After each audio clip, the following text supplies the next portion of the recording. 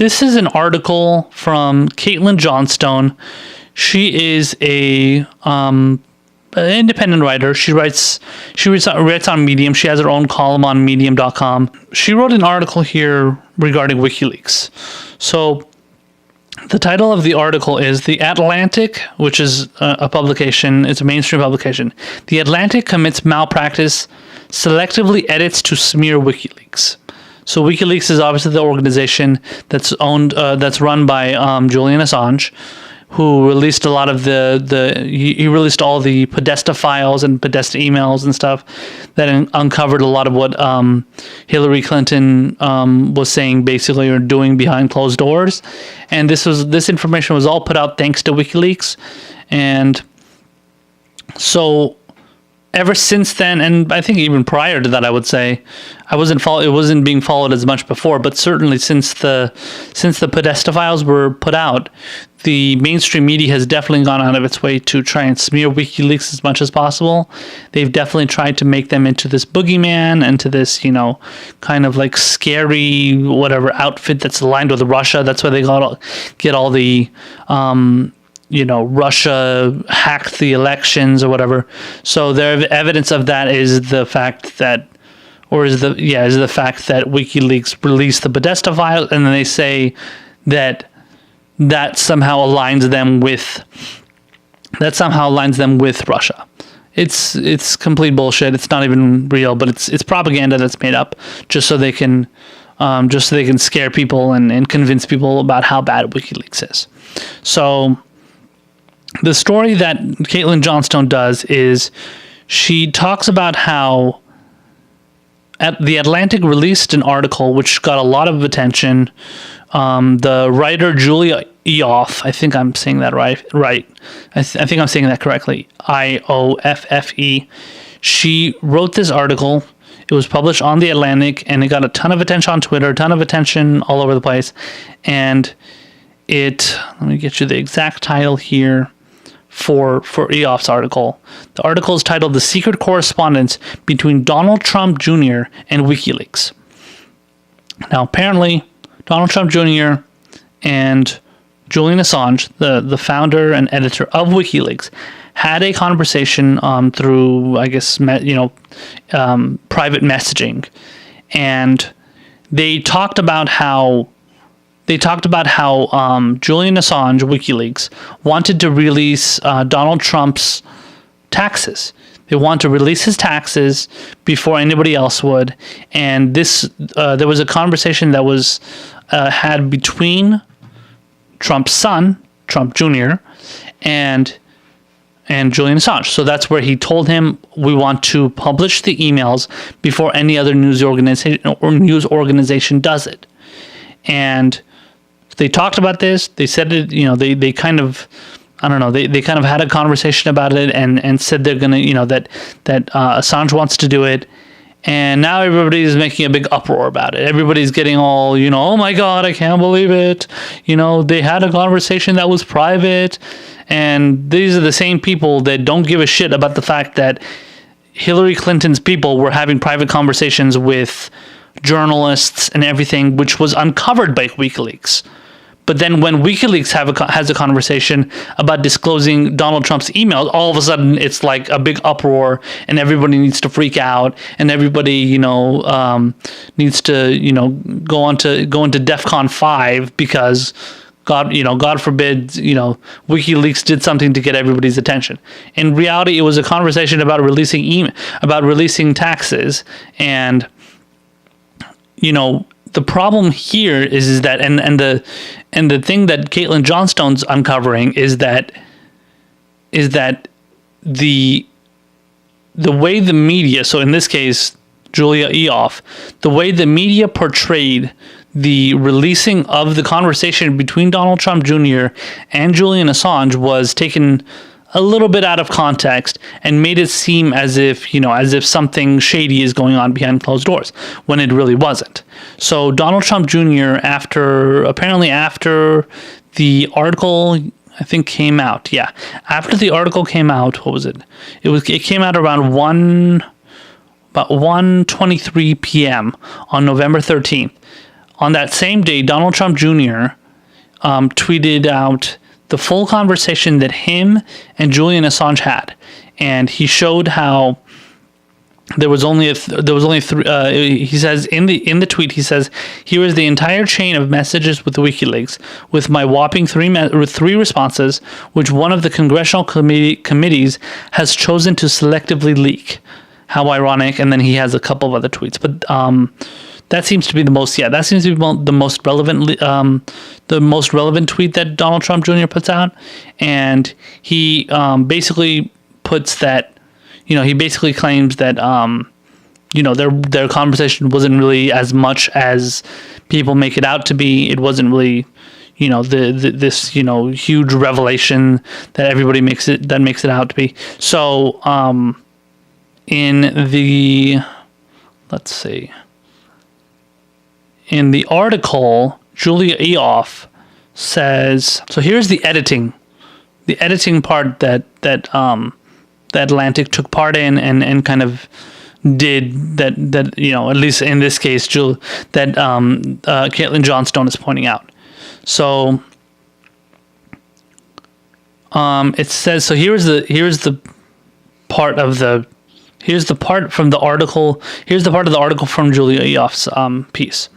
It says, "It is the third reason, though," WikiLeaks wrote, "that is the real kicker," quote unquote. "If we publish them, it will dramatically improve the perception of our impartiality." So this is quoting WikiLeaks in their conversation with Donald Trump Jr. So WikiLeaks explained. So that's what WikiLeaks explained. So she's basically quoting WikiLeaks here. She says, "That means that the vast amount of stuff that we are publishing on Clinton will have much higher impact because it won't be perceived as coming from a pro-Trump or pro-Russia source." So as Johnstone explains it here, the way Ioffe ended the sentence there, she just said it was like a full stop. That was a full stop, and the sentence just ended. When in reality, if you read the actual passage between Donald Trump Jr. and Julian Assange, he actually goes on to say more. So he actually says the actual full context of the piece is, if we or at least the section where Julian Assange responded to Trump Jr. He said, "If we publish them, it will dramatically improve the perception of our impartiality. This is the real kicker. That means that the vast amount of stuff that we are publishing about Clinton will have much higher impact because it won't be perceived as coming from a pro-Trump, pro-Russian source." And then this is the part that Ioffe leaves out and Johnstone points out. She says, "which the Clinton campaign is constantly slandering us with." So basically what Julian Assange is saying is that the fact that if WikiLeaks were not to release the emails, then they would get attacked as being, oh my God, this, WikiLeaks is obviously pro-Trump. They are obviously anti-Clinton. They're pro-Russia. So they're obviously not going to be releasing, Trump's taxes. So, basically WikiLeaks, what they want to do is they want to create a realistic sense of impartiality by saying, listen, we want to release your father's email, saying this to Trump Jr. We want to release your father's emails so that we're not showing that we're being biased towards one side or the other. We want to show Trump, for example, we want to, as we did, we want to release Hillary's or at least the emails from John Podesta that had correspondence between Hillary's, campaign people and Podesta. And then on the other side, we also want to release Trump's emails.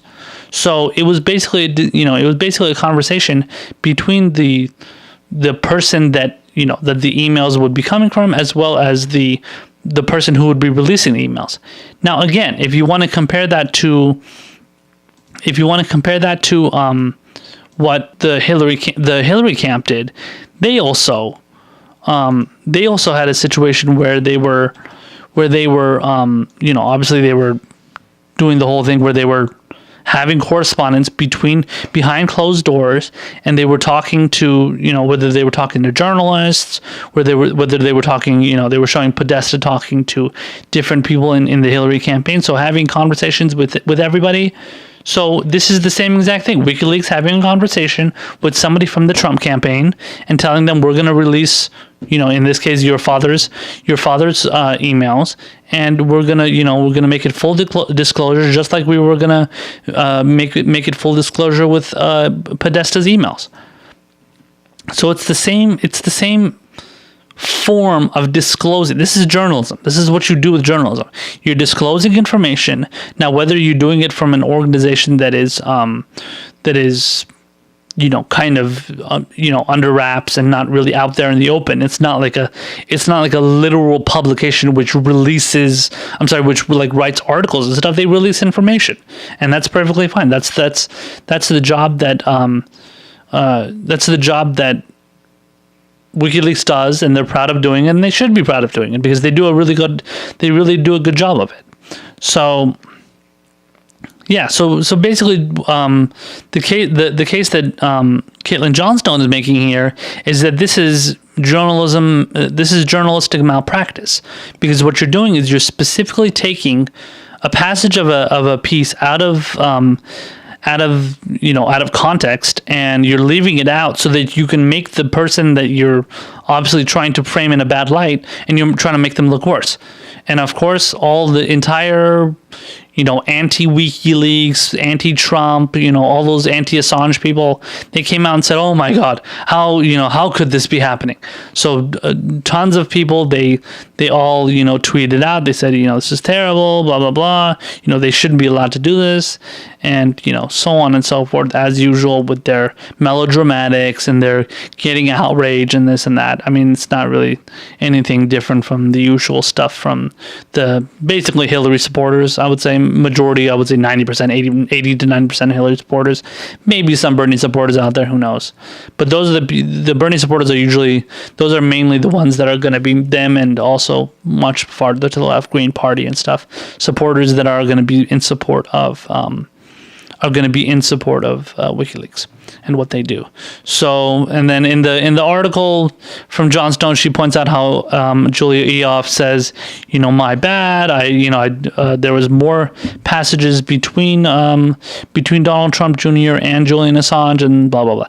But the attack was already made, though. So you already attacked Assange. You already attacked WikiLeaks. You already made them look bad. Even though they didn't really do anything to make themselves look bad, you made them look bad by taking them out of context and portraying them as something, portraying them in a way, even though they didn't deserve to be, portrayed that way. And so the damage has already been done. So you just saying, "Oh, my bad, my mistake, I didn't mean to do that." Like you already did it. You can't just take it back like that. Everybody already hates, everybody that you're, all the people that you're getting the attention of already hate WikiLeaks as it is. So you're just, confirming for them what they already believe, which, and that's just another terrible form of, journalism that I personally can't stand. I can't stand it. That's why I never go to these. Never go to these publications. I never take them seriously. There's nothing to take seriously. They're just all propagandists, in my opinion. So, yeah, that's just kind of how it is, and it just kind of comes with the territory. WikiLeaks, as much as they don't deserve to be attacked, it kind of comes with the territory for them to get attacked, and it doesn't even really matter because they maintain the trust that they have among the, I would say, progressives and certainly libertarians and other people on the left side of the spectrum. That always maintains that they haven't done anything, deceptive or wrong, or they haven't lied to anybody, for them to lose the trust of anybody. So I know I always trust them. I don't really mind the whole idea of this agenda or that agenda, anti-Clinton, not anti-Clinton, anti-Trump, not anti-Trump, whatever it is. to me, WikiLeaks is anti-establishment. They are against the establishment. They are exposing the establishment. I mean, if you look at what a lot of people don't know, but look what they've done. They've uncovered a lot of stuff coming out regarding the elections in Catalina in Spain. So they uncovered a lot of information there. They showed a lot of videos on Twitter and social media showing the protests and stuff. They showed support for the protesters that were in Catalina when they had their election and when they had their, their situation where they were basically attempting to overthrow the government. And they exposed that government for the shady things that they were doing. And then, but everybody in America wants to act like they're like the, like the devil. Like, God forbid, they expose the, Hillary Clinton. Like, that's apparently, like, that's the last straw for anybody.